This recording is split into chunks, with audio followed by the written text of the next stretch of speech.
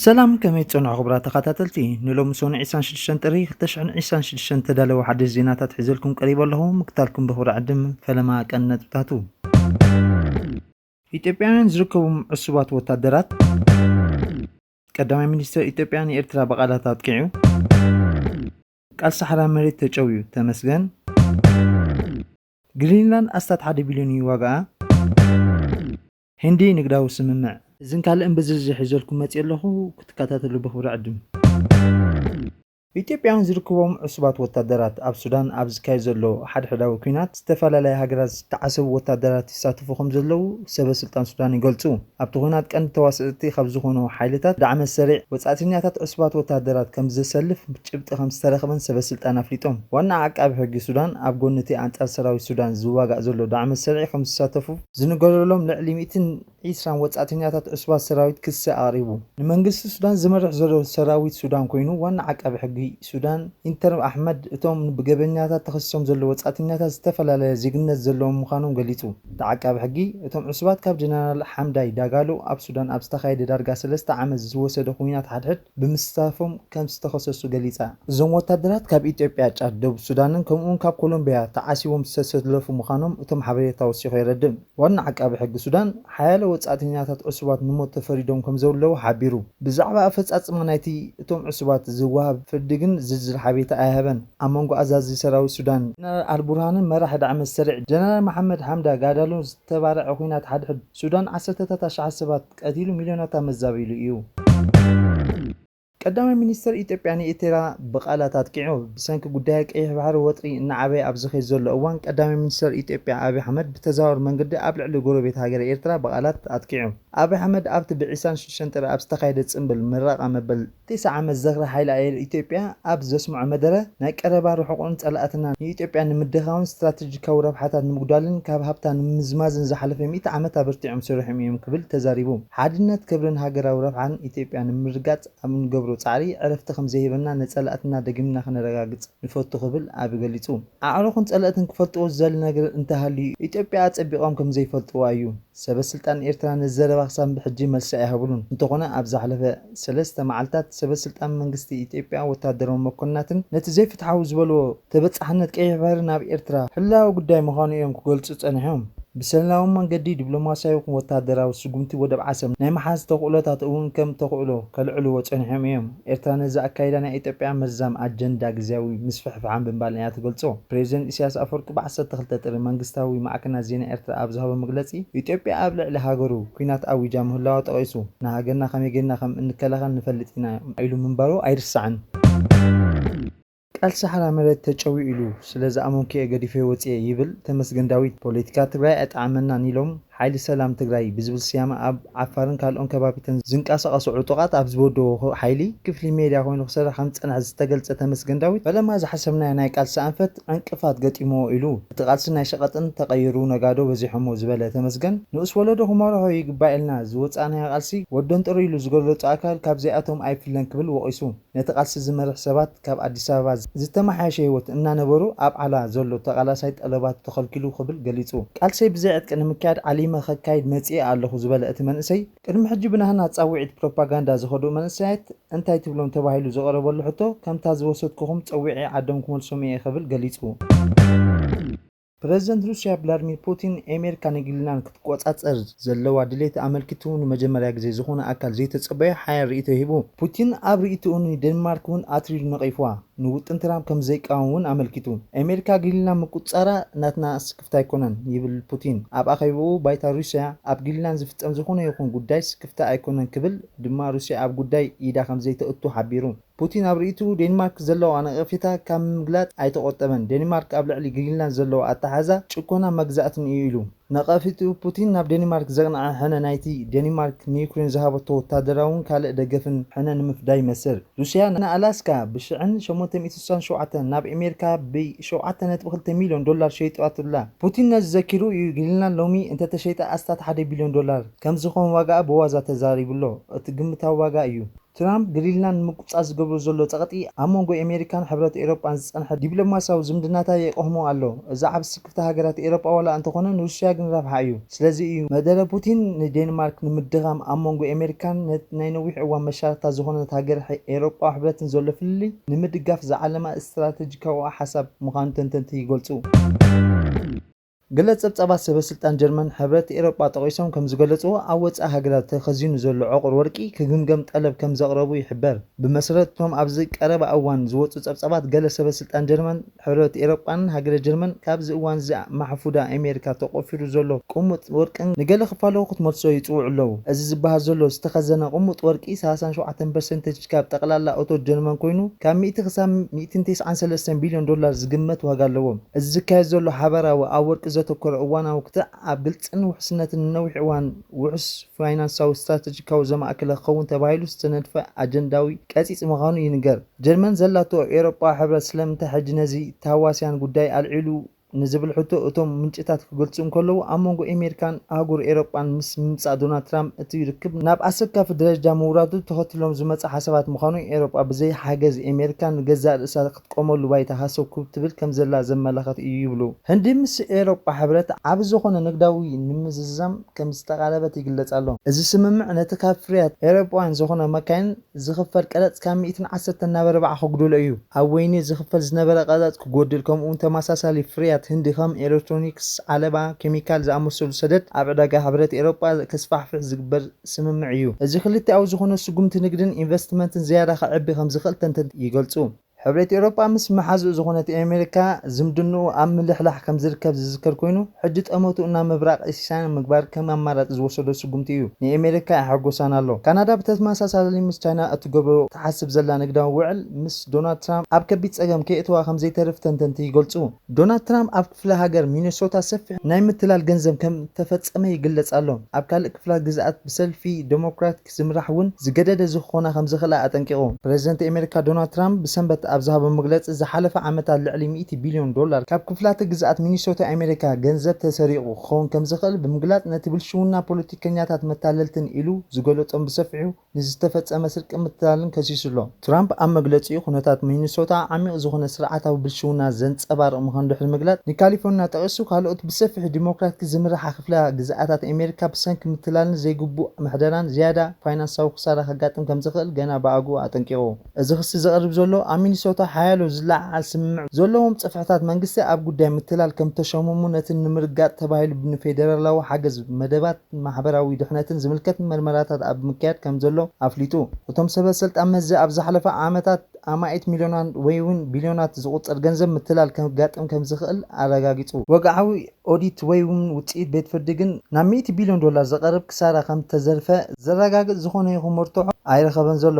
እንተኾነ ሰበስልጣን ክፍላት ግዝኣታት ናጻ ብዝበሃሉ ተንተንቲ ትራምፕ ዘቕረቦ ኣሃዝ ብመርትዖ ዘይተደገፈ ምዃኑ ብምግላጽ ኩሉ ግና ብኣግኡ ነጺጎም ኣለዉ። እዚ ዘረባታት ቅድሚ ዑደት ምርጫ ኣሜሪካ ፖለቲካዊ ክትዕ ኮይኑ ከም ዘሎ ደገፍቲ ትራምፕ ብኽነት መንግስቲ ከም ዘጉልሕ ክነድዎ እንከለዉ ነቐፍቲ ድማ ብዲሞክራት ዝምራሕ ግዝኣት ዕላማ ንምግባር ኣሃዛት ሰኒዑ ኣጋኒኑ ምቕራቡ ይኸሱ ኣለዉ።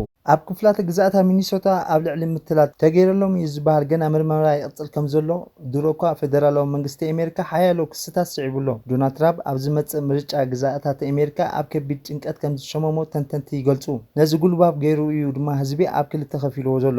ሓደ ስሙ ዘይተገልጸ ሰብ መዚ በዓል እስራኤል ንኽልኡኽ ኣሜሪካ ዊትኮፍ ነቒፉ። ሓደ እስራኤል በዓል ስልጣን ኣብ ዘቐረበ እዋን ወኪል ዶናልድ ትራምፕ ዝኾነ ስቲቭ ዊትኮፍ ኣብ ዞባዊ ዘተታት ብምስታፍ ስክፍታታት ከም ተሰምዖ ሓቢሩ።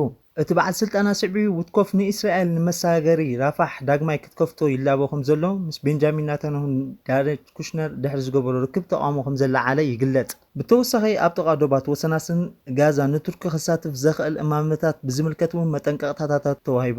እቲ ስሙ ዘይገለጸ በዓል ስልጣን ንእስራኤል ስቲቭ ዊትኮፍ ጸጥታዊ ሓደጋ እስራኤል ክኸውን ከም ዝኽእል ገሊጹ። ናይዚ በዓል ስልጣን እስራኤል መግለጺ ኩነታት ኣብ ወሽመጥ ጋዛ ብሰንኪ ዲፕሎማስያዊ ጻዕርታት ምድላዋትን ጸጥታን እናዓበየ ዝኸይድ ዘሎ ወጥሪ ወጥሪ ምዃኑ ዘጉልሕ እዩ ክብሉ ዝተፈላለዩ ተንተንቲ ፖለቲካ ማእከላይ ምብራቅ ይገልጹ። መግለጺ ናይ ዝበዓል ስልጣን እስራኤል ገና ኣብ ምጅማር ዘሎ ብዶናልድ ትራምፕ ዝተነድፈ ዕድላት ዞባ ጋዛ ዝውስንን ቦርድ ሰላምን ዓቢ ሓደጋ እዩ። ቀዳማይ ሚኒስትር ኢጣልያ ጆርጂያ ሜሎኒ ፕሬዚደንት ትራምፕ ኣብ ዝቐረበ እዋን ብዛዕባ ኔቶ ዝሃቦ መግለጺ ስዒቡ ሩስን ዲፕሎማስያዊ መጠንቀቕታ ብምሃብ ወሰንቲ ባእታታት ህላዊ ኣሜሪካ ኣብ ኤውሮጳ ንድሕሪት ክምለሱ ከም ዝኽእሉ ዘመልክት እዩ። መርገጺኣ ከም መደበር ኣየር ኣባኖንን ናስ ሲጎላንን ዝኣመሰሉ ዓበይቲ ስትራቴጂካዊ ትካላት ክዕፀው ዝኽእሉ ምዃኖም ዘጠንቅቕ ኮይኑ ነቲ ስጉምቲ እዚ ኣብ መላእ ማእከላይ ባሕርን ሰሜናዊ ኣፍሪቃን ወታደራዊ ርክብ ኣሜሪካ ብዓብዩ ዘዳኽም እዩ። ኪነ ወታደራዊ ትርጉም መርገጺ ሜሎኒ ምስ ንግዳዊ ገደባት ሕብረት ኤውሮጳ ዝያዳ ምትእስሳር ምሳልያዊ ምንጻግ ባህላዊ ጽልዋ ኣሜሪካ ከም ምእጋድ ፍሉጣት ኣሜሪካዊ ምልክታት ንግድን እንተላይ ማክዶናልድ ዝኣመሰሉ ተግባራት እውን የመልክት። እዚ መልሲ ካብ መብዛሕትኡ ግዜ ከም ዓቃባዊ መሓዛ ዋሽንግተን ዝረአ መራሒ ዝመጽእ ኮይኑ ኣብ መንጎ አንጻር ህሉው ፖሊሲ መጻኢ ኣሜሪካ ንድሕሪት ዝደፍኡ ፖለቲካዊ ሓይልታት ኤውሮጳ ሳሕቲ ዝረአ ምምታል ከም ዝኾነ ዝሕብሩ ኮይኑ ብዛዕባ እዚ መጻኢ ንምርጋጽ ስግኣት ኣትላንቲካዊ ጸጥታዊ ቁሸታዊ ሽርክነት ሕቶታት የልዕል። ትራምፕ ዝሃቦ መግለጺ ክትዕ ኣብ ዘሰዓበሉ እዋን ኣባላት ባይቶ መበል 25 መማሓየሺ ክግበር ይጽውዑ። ዋሽንግተን ኣባላት ባይቶ ዲሞክራቲስ ኣብዚ ሰሙን እዚ ኣብ ልዕሊ ፕሬዚደንት ዶናልድ ትራምፕ ነቐይፍቶኦም ኣሓይሎም ብዛዕባ ግልናን መሓዛ ኔቶን ኖርዌይን ዝሃቦ ርእቶ ብዝምልከት ጸብጸባት ድሕሪ ምቕራቡ ካብ ስልጣኑ ንምእላይ ንመበል 25 መማሓየሺ ሕጊ ንምጽዋዕ ዳግማይ ጻውዒት ከቕርቡ ምኽንያት ኮይኑ ኣሜሪካዊ ሰናተር ኤድ ማርኪ ካብ ማሳቹሴትስ እቲ ንፕሬዚደንት ዝሃቦ ጸብጻብ ንኸገልግል ብቑዕ ምዃኑ ከቢድ ክፍተታት ከም ዘልዕል ብምግላጽ ዘይነበሩ ፍርዲ ዘንጸባርቕ ሃገራዊ ድሕነት ኣሜሪካ ሓደጋታት ከስዕብ ከም ዝኽእል ገሊጹ። ማርኪ ንኻልኦት ነቐፍትን ፍሉያት ትራምፕ ንሽልማት ኖበል ሰላም ድሕሪ ዘይ ምቕባሉ ምስ ጊልና ብተኣሳሰር ድሕሪ ደጊም ብዛዕባ ሰላም ጥራሕ ናይ ምሕሳብ ግዴታ ከም ዘይስምዖ ዝሕብር መግለጺ ዝሃቦ ጋዜጣዊ መግለጺ ኣመልኪቶም። ርእሰ ምሕዳር ዘለዋ ግዝኣት ዴንማርክ ስትራቴጂካዊ ዞባ ኣርክቲክ ዝኾነ ግሪንላንድ ቅድሚ ሕጂ ኣሜሪካ ነቲ ደሴታት ክትገዝእ ዝብል ሓሳብ ትራምፕ ብምቕራቡ ሕሉፍ ተገዳስነት ረኺባ እያ። እዚ ሓሳብ እዚ ብሰበስልጣን ዴንማርክን ግሪንላንድን ቀልጢፉ ተነጺጉ። እቲ ኣብ ልዕሊ መሬት ዝተገብረ ዳግማይ ኣቓልቦ ምስቲ ቀንዲ መሓዛ ኔቶ ዝኾነት ኖርዌይ ዝምልከት ርእቶታት ተደሚሩ ኣብ ኣባላት ባይቶ ብዛዕባ እቲ ፕሬዚደንት ኣብ ልዕሊ መሓዙት ሃገራት ዝገብሮ ዘሎ ቃላት ስክፍታታት ዓብዩ። እዚ ዓይነት ቋንቋ ሓደገኛ እዩ ዝበለ ማርኪ ንዲፕሎማስያዊ ስርዓታት ዘዳኸምን ምስ ነዊሕ መሻርክቲ ኣሜሪካ ዝምድናታት ከዳኸም ከም ዝኽእል ይምጉት። ካልኦት ኣባላት ባይቶ ዴሞክራቲክ ነቲ ስምዒት ቃሊሖም ከምዚ ዓይነት ቃላት ምስ ሓላፍነት ፕሬዚደንት ዘካይዶ ምስ ሓላፍነት ፕሬዚደንትነት ዘይቃዶ እዩ ኢሎም ዝኣምኑ ባህርያት ዘርኢ ምዃኑ ኣረጋጊጾም መበል 25 መማሓየሺ ሕጊ ምክትል ፕሬዚደንት ዝበዝሑ ኣባላት ካቢነ ሚኒስትራትን እቲ ፕሬዚደንት ስልጣኑን ግቡእ ናይ ቤት ጽሕፈት ክፍጽም ከም ዘይክእል እዮም ተወሲኑ። ናይቲ ቤት ጽሕፈት ክፍጽም ከም ዘይክእል እንተተወሲኑ ካብ ስልጣኑ ክእለስ ዝፍቅድ እዩ። ኣብዚ እዋን እዚ ፕሬዚደንትነት ትራምፕ ነቲ እማመ ንምጽዋዕ ዘቕርብ ጻውዒታት በብእዋኑ ክቕልቀል እንከሎ ካብ ህዝባዊ መግለጽታት እማመታት ንወጻኢ ገስጊስዩ ኣይፈልጥን። ደገፍቲ እቲ ፕሬዚደንት ነቲ ዳሕረዋይ ነቐፌታ ፖለቲካዊ ድራኸ ዘለዎ ክብሉ ገሊጾም። ዋይት ሃውስ ነቲ ናይ ምእላይ ጻውዒት ፖለቲካዊ ቲያትር ብምባል ምላሽ ሂቡ። እቲ ፕሬዚደንት ስርሑ ናይ ምፍጻም ሙሉእ ዓቕሚ ከም ዘለዎ እቲ ንዕኡ ዝምልከት መግለጽታት ብጌጋ ይግለጽ ከም ዘሎ ካብ ዓውዲ ወጻኢ ይወፅእ ከም ዘሎን ኣረጋጊጹ። ሰበስልጣን ምምሕዳር ትራምፕ ኣብ ፖሊሲ ወጻኢ ዘለዎ ምዝገባ ኣብ መንጎ መሓዙት ሃገራት ኔቶን ምውሳኽ ወጻኢታት ምክልኻል ሃገራዊ መስምዓትን ዳግማይ ንምድራኽ ዝግበር ጸዓታት ሓዊሱ እዚ ተግባራዊ እዚ ዘይምርግጋእ ዘይኮነ ስትራቴጂካዊ መሪሕነት ዘንጸባርቕ እዩ ክብል የጉልሕ። ተንተንቲ ፖለቲካ ከም ዝሕብሮ እቲ መበል 25 መማሓየሺ ሕጊ ንምጽዋዕ ዘቐርብ ጻውዒታት ኣቓልቦ ዝስሕብ እኳ እንተኾነ ርኡይ ሕጋውን ፖለቲካውን ዕንቅፋት ከም ዘጋጥሞ ይሕብር። ብዘይደገፍ ምክትል ፕሬዚደንት ካቢነ ሚኒስትራትን እቲ እማመ ሕንጸት ስለ ዘይክእል ከምዚ ዓይነት ጻዕርታት ብዓብዩ ምስለያዊ ይገብሮ። እቲ ክልተ ኣብ ዝርኡዩ ቀንዲ ኣመራርሓ ቃላትን ትራምፕን ብፍላይ ኣብ ጉዳይ ፖሊሲ ወጻኢታት ሃገራዊ ድሕነትን ዘሎ ቁጠባዊ ዘሎ ዓሚቕ ወገናዊ ምፍላይ ዘጉልሕ እዩ። እቲ ክልተ ኣብ ዝቕጽ ዘሎ እዋን እቲ ዳሕረዋይ መግለጺታት ኣብ ዋሽንግተን ዝቕጽ ዘሎ ፖለቲካዊ ውጥሪ ካብ ምልዓል ሓሊፉ ዝኾነ ነባሪ ጽልዋ ክህልዎ ድዩ ኣይክህልዎን ንጹር ኣይኮነን። ሓላፊ ውድብ ጥዕና ዓለም ንምኽንያታት ምውጻእ ኣሜሪካ ካብቲ ውድብ ሓቂ ዘይኮነ ብምባል ነጺግዎ። ዋና ዳይሬክተር ውድብ ጥዕና ዓለም ዶክተር ቴድሮስ ኣድሓኖም ኣሜሪካ ካብ ትካል ትስሕብ ዘቕረበቶ ምኽንያት ብትሪ ነጺግዎ። ዶክተር ቴድሮስ እቶም ምኽንያት ሓቂ ዘይኮኑ ብምባል ነጺግዎ። ውሳኔ ኣሜሪካ ኣብ ውድብ ጥዕና ዓለም ጥራሕ ዘይኮነ እንተላይ ንኣሜሪካ ብፍላይ ኣብ ምክልኻል ሕማማት ምላሽ ዓለማዊ ህጹጽ ኩነታት ጥዕናን ዝጸሉ እዩ ብምባል እቲ ውሳነ ንኣሜሪካ ንመላእ ዓለም ውሕስነት ከም ዘጉድል ኣጠንቂቑ። ዶክተር ቴድሮስ ምድኻም ሃገራዊ ምትሕግጋዝ ምትሕብባር ድማ ሓደጋታት ንኸውስኽ ከም ዘይክእል ኣስሚሩሉ።